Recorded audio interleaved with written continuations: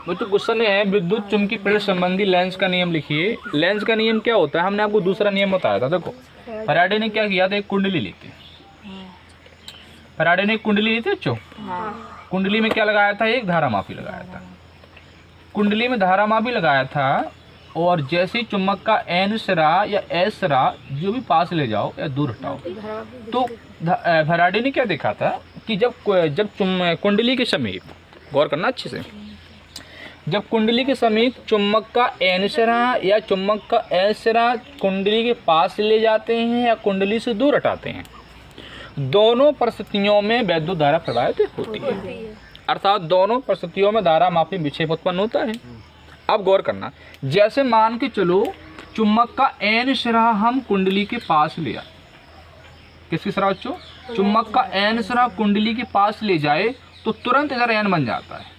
तो एन कैसा काम करेंगे, प्रतिक्षण करेंगे। और जैसे हम दूर ले जाते हैं चुम्बक को, जैसे ही हम दूर ले जाते हैं तो तुरंत इधर क्या बन जाता है, एस बन जाता है।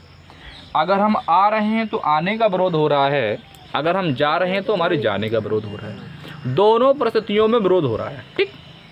अच्छा, विरोध किसका हो रहा है, चुम्बक के आने का हो रहा है ना, चुम्बक के आने का हो रहा है, चुम्बक के जाने का हो रहा है। यानी कि चुम्बक आएगी या चुम्बक जाएगी तो दोनों परिस्थितियों में कुंडली से बद्ध चुम्बकीय फ्लक्स में परिवर्तन होगा। और चुम्बकीय फ्लक्स में परिवर्तन तभी विद्युत धारा, चुम्बकीय फ्लक्स में परिवर्तन तभी वैद्युत धारा, चुम्बकीय फ्लक्स में परिवर्तन बंद तो वैद्युत धारा भी बंद, ठीक। तो धारा किसकी वजह से, चुम्बकीय फ्लक्स में परिवर्तन की वजह से। वो किसकी वजह से, चुम्बक के पास आने से, चुम्बक के दूर आने से, और उसी का विरोध हो रहा है। तो सुनो, लेंज ने क्या बताया था, लेंज ने ये बताया था कि जब किसी कुंडली से बद्ध चुम्बकीय फ्लक्स में परिवर्तन होता है, जब किसी कुंडली से बद्ध चुम्बकीय फ्लक्स में परिवर्तन होता है तो उसमें एक प्रेरित विद्युत वाहक बल उत्पन्न हो जाता है, जिसकी दिशा सदैव ऐसी होती है कि यह उस कारण का विरोध करता है जिससे स्वयं उत्पन्न होता है। किससे उत्पन्न हो रहा है, चुम्बकीय फ्लक्स में परिवर्तन की दर से उत्पन्न हो रहा है और उसी का विरोध कर रहा है। अगर चुम्बक पास आ रहा है तो क्या बन जाता है, एन। एन कैसा बल लगाएंगे, प्रतिकर्षण। अगर चुम्बक दूर जा रही तो क्या बन जाता है, एस। तो एन एस कैसा बल लगाएंगे, आकर्षण, ठीक है।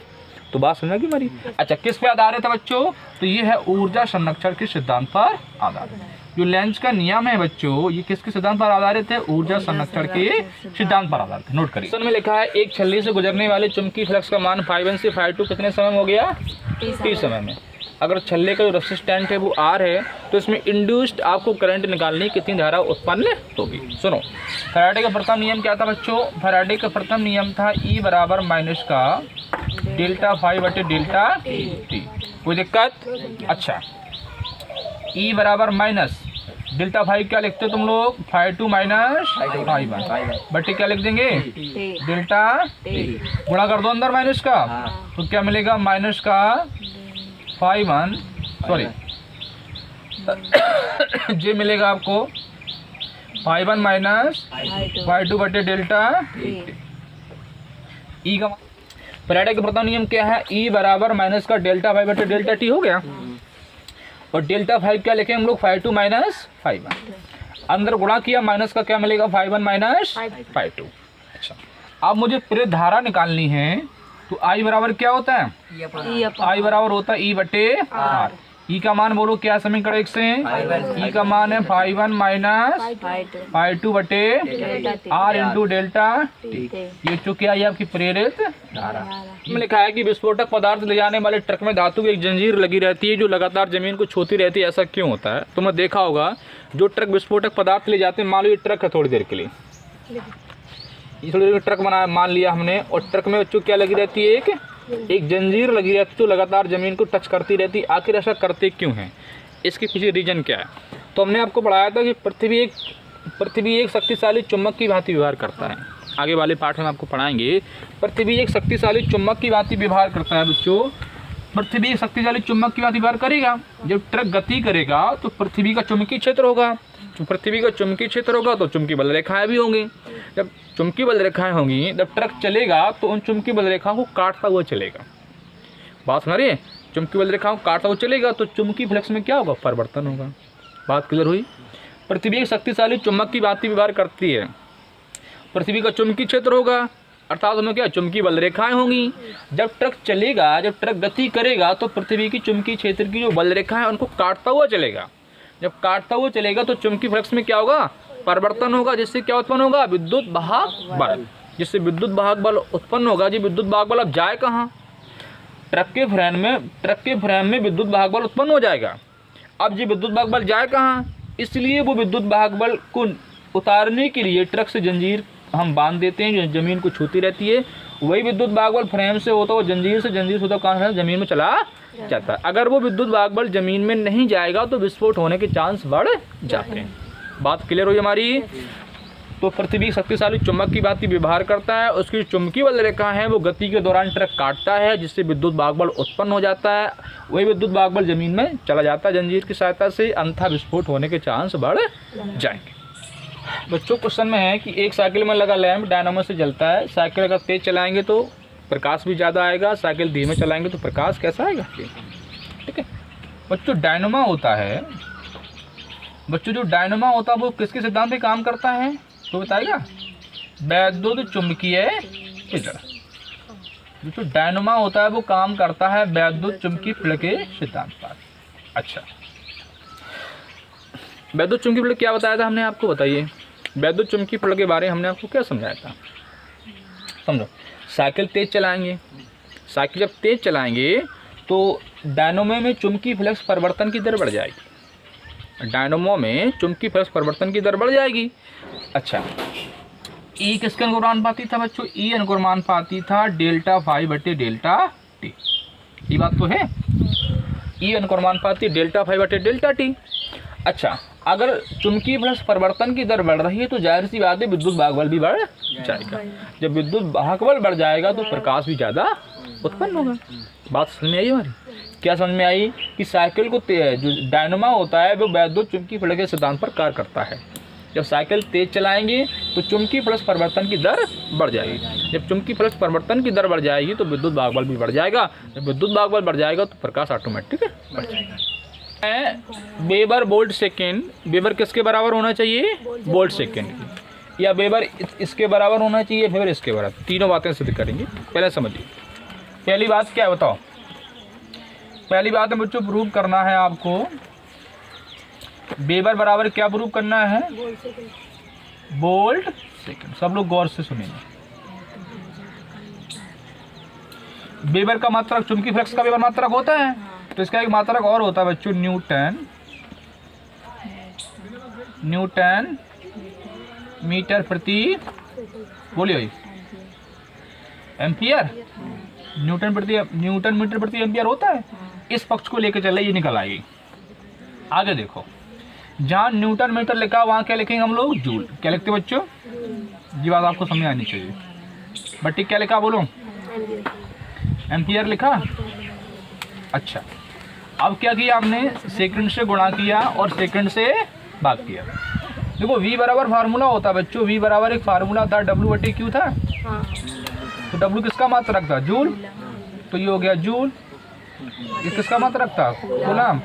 तो जहाँ पर जूल प्रति कूलाम लिखा है वहाँ पर हम क्या लिख सकते हैं, वोल्ट। क्या लिख सकते हैं, वोल्ट। तो अब क्या करना है आपको, कूलाम बराबर क्या होता है पता है तुमको, कूलाम बराबर तुम लोग लिख सकते हो, कूलाम Q बराबर IT होता है। Q बराबर क्या होता है बच्चों, Q बराबर होता है IT। I माने एम्पियर हो गया। तो जहाँ पर कूलाम लिखा है वहाँ पर क्या लिख सकते हैं, एम्पियर सेकेंड। क्या लिख सकते हैं हम लोग बच्चों, एम्पियर सेकेंड। अब एक काम करो, सेकंड से गुणा कर दो, सेकंड से भाग कर दो। तो सेकंड से गुणा करोगे तो क्या मिलेगा बोलो, जूल सेकंड बटे बोलो नीचे मिलेगा आपको एम्पियर सेकंड।